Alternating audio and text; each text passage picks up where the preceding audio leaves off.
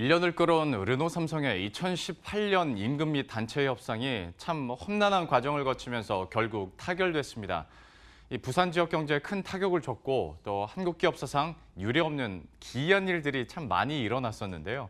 권순우 기자와 함께 뉴스 뒷이야기들 함께 살펴보도록 하겠습니다. 권순우 기자, 먼저 타결 소식부터 한번 정리를 해보고 뒷이야기 해보죠. 예, 지난주 내내 마음 졸이면서 기다렸는데 금요일 밤 거의 10시가 다 돼가지고 그 타결 소식이 좀 좋은 소식이죠. 전해졌습니다. 투표 결과 74%가 잠정 합의안에 그 찬성 의견을 내면서 가결이 됐습니다. 르노 삼성 노조는 1년간의 갈등을 거쳐서 지난달에 잠정 합의안을 만들긴 했었는데 1차 투표에서 한 52%의 직원들이 반대를 하면서 부결이 됐었습니다. 이후 노조는 그 전면 파업을 선언을 했었고 회사는 직장 폐쇄, 되게 오랜만에 나타난 현상인데요. 직장 폐쇄를 맞서는 등 극단 대치 상황이 발생을 했습니다. 그런데 오랜 파업에 노조원들이 좀 지치다 보니까 노조 지도부가 파업 지침을 내렸는데 거부를 하는 상황이 좀 있었습니다. 예. 그러면서 회사 쪽은 그러니까 일단 노조는 파업을 철회를 하게 됐고 회사 쪽도 직장 폐쇄를 취소하고 다시 테이블에 앉아서 2차 잠정 합의안을 만든 것이 지난주 금요일 밤에 타결이 됐습니다. 그런데 이제 1차 합의안 같은 경우에 여기서는 좀 반대표가 많이 나왔었지 않습니까? 예.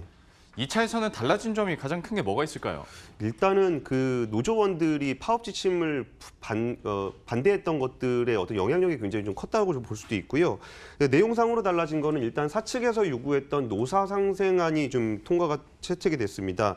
여기에는 노사 관계가 지역 경제와 이제 협력업체 고용에 영향을 미친다는 점을 인식하고 신차 출시 판매를 위해서 평화 기간을 선언하는 내용이 담겼습니다. 노조 측의 의견도 일부 반영이 됐는데요. 1차 합의안이 부결이 되면서 이제 파업 기간에 임금을 좀 보상을 해달라. 이게 무임금 무노동 원칙에 어긋나는 내용인데 이 부분을 반영을 해달라고 좀 요구를 했었습니다. 그런데 이제 아무래도 그 타결이 좀 중요하다 보니까 일부 한 80만 원 정도 이내에서 그 내용을 분할 지급하는 내용들이 포함이 됐습니다. 참 근데 저는 이 모든 일련의 과정을 보면서 가장 좀 눈에 띄고 인상 깊다고 표현하기는 좀 그렇긴 합니다만은 예.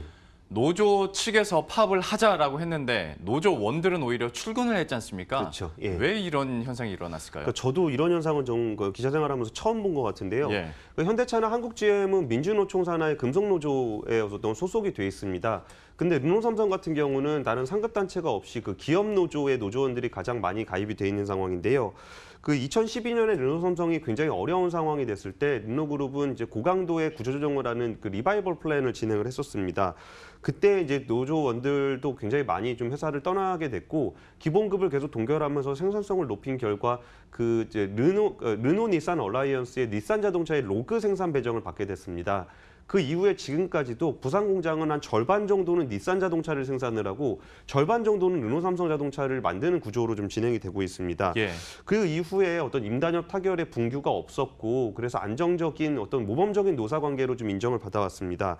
그런데 기본급 인상이 어느 정도 제한이 되다 보니까 뭐 현대차라든지 한국GM 노조원들에 비해서 임금이 너무 떨어지는 거 아니냐라는 반발이 지속적으로 좀 누적이 돼 왔습니다. 그랬던 것이 그 지난해 노조위원장 선거를 할 때 굉장히 강성 지도부를 선출하는 어떤 동기가 되기도 했습니다. 네. 르노삼성 내부에서는 그 민주노총 소속에 있는 노조에 소속된 노조원은 한 200여 명밖에 안 되고 기업 노조에 속해 있는 분이 한 2천여 명 정도 됩니다. 그러다 보니까 민주노총에 소속돼 있던 분들이 탈퇴를 해서 기업 노조에 어떤 가입을 했고 거기서 이제 노조위원장 그 선거에 나가게 됐던 겁니다. 그러니까 일반 그 직원들의 노조하고 현재 있는 그 지도부, 노조 지도부하고는 약간 성격이 좀 다르다라고 좀 볼 수가 있습니다. 그래가지고 이제 이전에 그 워낙 그동안의 기본급 인상이 좀 제한되면서 불만이 누적된 것이 지난해 11월에 가까스로 한 51% 정도 득표율로 강성 지도부로 바뀌면서 노조원과 지도부의 사이가 그렇게 화학적으로 융합돼 있다고 보기에는 조금 어려운 상황이었습니다. 그러니까 굳이 따지자면 민주노총 출신의 지도부하고 노조원들하고 어느새부턴가 이제 틈이 벌어지기 시작한 건데 예. 그게 글쎄요, 딱 어느 시점이다라고 하긴 힘들겠지만 언제쯤부터 이런 균열이나 의견이 엇갈렸습니까? 그러니까 처음에는 워낙 그 기본급 인상이 좀 자제가 돼 있었던 것에 대한 불만이 누적돼 있었다고 말씀을 드렸었잖아요. 예. 그러니까 강성 지도부가 회사 쪽에다가 좀 대체하게 대응을 하는 면에 대해서 이제 노조원들도 이제 많이 따라줬고 그래가지고 60여 차례 이상 부분 파업을 벌이는 동안 이제 생산이 거의 전면적으로 중단이 좀 돼 있는 상황이었습니다.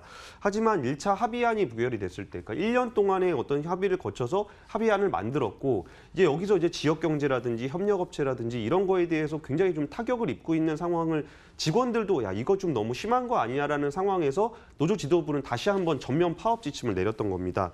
그러다 보니까 전체 직원의 66%가 출근을 하기도 했는데 특정 공정의 경우 예를 들어서 엔진 공정이라든지 이런 데 직원들 같은 경우는 98%가 출근을 하는 일도 있었습니다. 예. 특히 이제 고객들에게 불편을 주면 안 된다는 어떤 목소리들이 생기면서 애프터마켓, 그러니까 그 AS 부품을 만드는 직원들은 아무리 우리가 파업을 하더라도 좀 이게 애프터마켓에서 하는 부품들은 고객들한테 불편을 줄 수 있으니까 좀 이제 우리가 좀 출근을 좀 해야 되지 않겠냐라고 했을 때 이제 그 직원은 면담 후에 그러니까 노조에서 나가는 일도 발생을 했었습니다.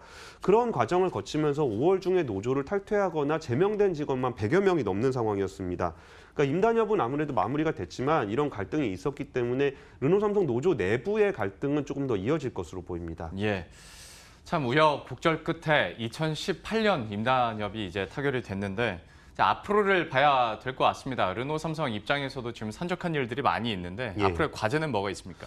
그러니까 사실 르노 삼성 노조 파업이 굉장히 좀 중요한 사건이었던 게 아까 말씀드렸던 것처럼 지금은 전체 생산량 중에 절반 정도가 닛산의 로그를 생산하고 있습니다. 그런데 이게 올해 9월이 되면은 이게 로그가 단종이 되면서 부산 공장 전체 생산량 중에 절반이 좀 사라지는 상황이 됐습니다. 이게 여기 나머지 그 공간을 메워야 되는 차종이 올해 하반기에 나올 올해 서울 모터쇼에서 나왔던 XM3라는 좀 크로스오버 유틸리티인데요. 이 차종을 국내에서 생산하는 거는 부산 공장에서 하기로 했습니다. 그런데 원래는 이제 유럽에 수출하는 XM3도 부산 공장에서 만들려고 준비를 하고 있었는데 파업이 장기화가 되다 보니까 르노 본사에서 이렇게 파업을 자꾸 하면은 우리 유럽에 팔 물건을 정말 제대로 생산할 수 있겠느냐라는 우려가 제기되면서 좀 이렇게 검토가 좀 길어지고 있는 상황이었고요. 이 틈을 타서 좀 르노 전체 세계 공장 중에 생산성 1위인 스페인 공장이 부산 공장에서 그렇게 생산을 제대로 못할 것 같으면은 우리한테 일감을 달라라고 좀 요청을 해놓은 상황입니다. 그래서 이 일감을 받지 못할 경우에는 이제 부산 공장 운영이 굉장히 어려워지는 상황이 됐는데요. 아무래도 이제 임단협이 타결이 되고 이제 좀 불안정성이 좀 해소된 만큼 르노 삼성은 이제 다시 르노 본사에다가 XM3 그 유럽 수출 물량을 좀 다시 달라라는 요구를 하게 될 전망입니다. 이번 르노 삼성의 임단협을 보면서 그 노조가 강경 일변도로 갔을 때 단순하게 회사 측과 갈등을 빚는 것뿐만이 아니고 지역 사회와 어떤 회사 그리고 글로벌 경쟁 환경 무엇보다 그 같은 노조원들에게도 반발을 살 수 있다라는 어떤 대표적인 케이스가 된 것 같습니다. 예.